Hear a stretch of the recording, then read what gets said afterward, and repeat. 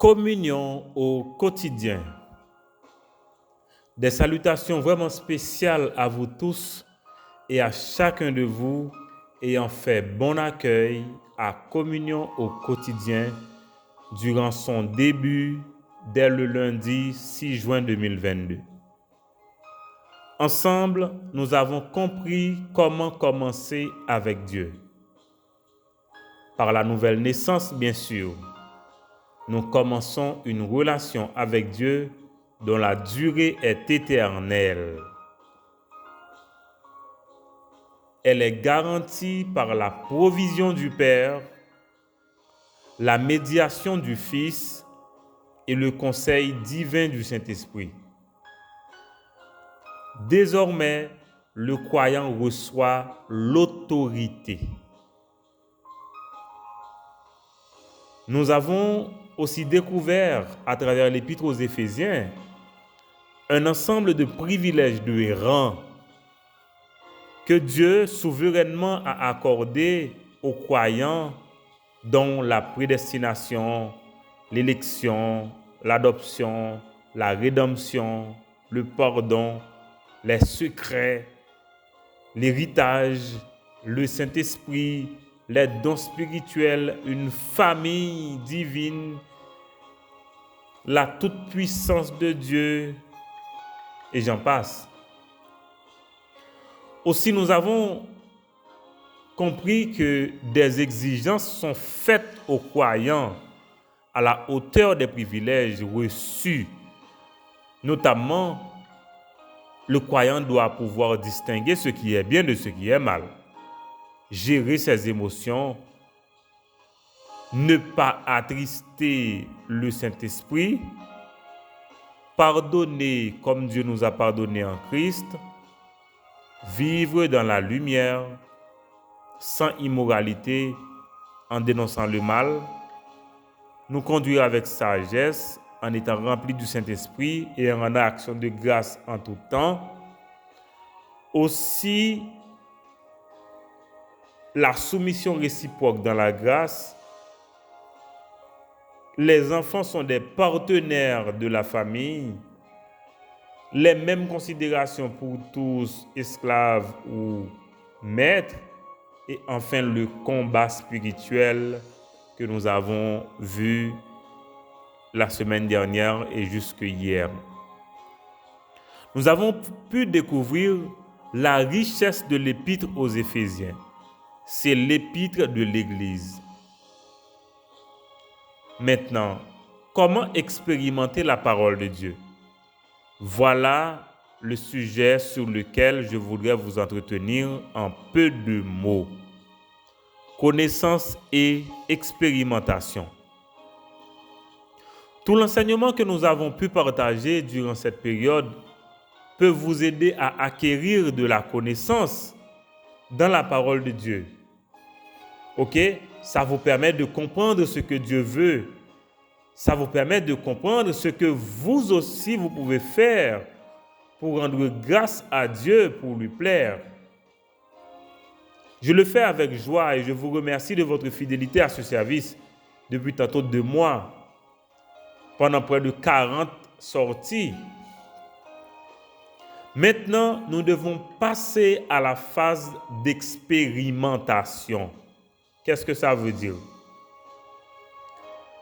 La Bible dit en Jacques chapitre 1er verset 22, « Ne vous contentez pas d'écouter la parole de Dieu. » Au verset 25, Jacques dit, au contraire, « Voici, quelqu'un qui étudie avec attention la loi parfaite qui rend libre.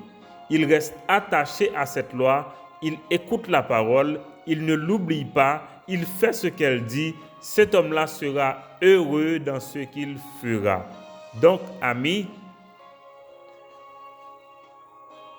qu'est-ce que ça vaut d'apprendre la parole de Dieu? Si ce n'est que pour la mettre en pratique. Je pourrais vous poser la question à vous-même. Quelle est la valeur d'une bonne recette? Si cette recette-là n'est jamais mise en expérimentation. C'est très important, amis, d'étudier la parole de Dieu, mais c'est afin de la mettre en pratique. C'est important, c'est très important. Jacques dit, si nous écoutons seulement, nous ne mettons pas en pratique, c'est comme si nous étions allés nous regarder dans un miroir et juste après, nous oublions l'image que nous avons regardée. Il faut mettre en pratique la parole de Dieu. Maintenant, comment expérimenter un tel enseignement? Je vous donne juste quelques mécanismes. Premièrement, il faut prier pour naître de nouveau, si ce n'est pas déjà fait. Car la Bible dit en Jean 3, qu'en dehors de la nouvelle naissance, personne ne pourra entrer dans le royaume de Dieu. C'est important. Ma prière, c'est que tout un chacun qui écoute la parole de Dieu de cet autel, tout un chacun qui est touché par la parole de Dieu, enseignée, eh bien, ma vraie prière, c'est que vous arriviez à découvrir le Seigneur Jésus, à l'accepter pour naître de nouveau. Si ce n'est pas encore le cas, amis, je vous invite à prier pour recevoir Jésus, pour naître de nouveau.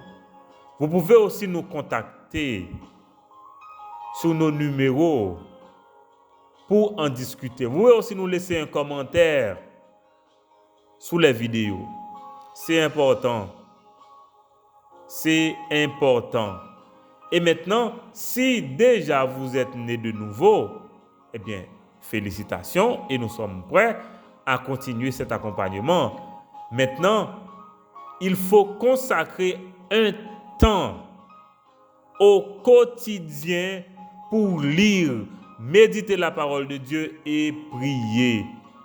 Amis, si vous voulez grandir dans la connaissance de Dieu, dans la connaissance de sa parole, il faut trouver un temps au quotidien pour lire la parole de Dieu, pour la méditer et aussi pour prier. C'est important.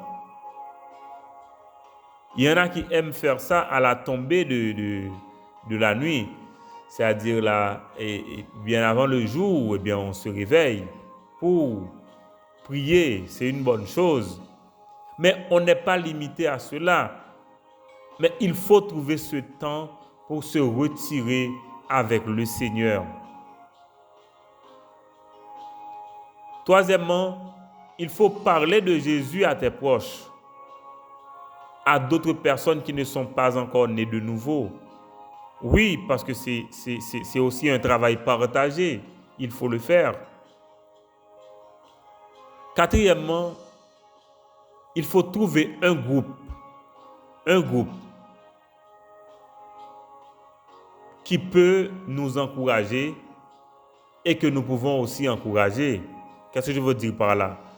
C'est-à-dire, quand je dis un groupe, c'est-à-dire des personnes qui font le même travail que vous, des personnes qui connaissent le Seigneur, eh bien, on se met ensemble pour pouvoir nous encourager l'un l'autre. Et à ce point-là, je vous offre une alternative, le foyer de communion. C'est la seule alternative que je peux vous offrir.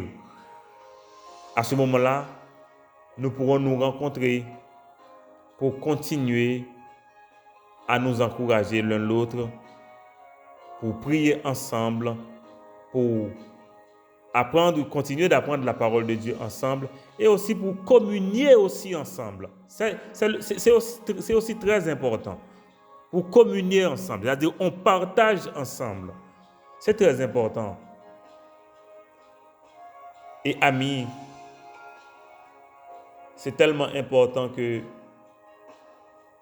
je suis prêt à consentir des sacrifices pour cela. Je prie pour ce jour. Et très bientôt, Je vous dirai comment on va le faire. Prions ensemble. Notre Père en Jésus-Christ, je te rends grâce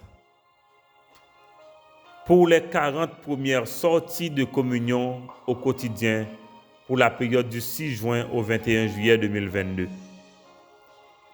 Je bénis ton nom glorieux d'avoir utilisé ce moyen pour toucher des cœurs et les encourager. Je célèbre ton nom pour la fidélité des personnes que tu connectes à ce service. Je réclame une faveur spéciale pour chacune de ces personnes et je te demande de les garder toutes. Je prie pour le foyer de communion et je te demande que tu prennes ce service pour ta possession, pour glorifier ton nom et encourager les cœurs et les édifier. Je prie pour chaque personne touchée par ce service. Je prie pour nos partenaires dans ce service, que tu leur accordes des grâces ajoutées en raison de leur service pour toi. Je prie pour nos techniciens. Je te remercie pour la médiation du Fils et l'intercession du Saint-Esprit. Je te remercie pour nos familles. Et je te demande d'activer leur influence pour bénir ton nom, pour s'épanouir et aussi pour encourager les autres. Je te remercie pour l'exaucement de nos prières adressées à toi depuis cet autel. Je veux prier pour la vie professionnelle de chaque personne que tu connectes à notre service. Permets qu'elles fassent des exploits dans leur vie professionnelle et leur entreprise. Pour notre pays, nous intercédons. Parle à nos dirigeants. Au nom de Jésus, nous te prions. Amen. Amis, pour demain, vendredi 22 juillet, nous ne pouvons pas gagner communion au quotidien. Déjà, nous manquons moins. Mais nous ne pouvons pas ensemble, demain, Dieu voulant. Nous serons ensemble samedi matin pour la prière Bible en main. Dimanche soir pour Hebdo 6 et lundi matin 26 juillet pour une nouvelle série de communion au quotidien. Mais cette fois, c'est l'expérimentation que nous allons voir ensemble. J'espère que vous allez mettre en pratique les conseils que je vous ai donnés. J'espère aussi que vous allez réviser, que vous allez réécouter les vidéos en sorte que vous les maîtrisiez. Eh bien, je remercie nous chaque qui suivent première période de communion au quotidien. Eh bien, tout ça qui était pour me souhaiter une excellente journée avec Dieu et à samedi matin pour la prière Bible en main. Merci amis. Nous sommes ensemble devant le trône de Dieu.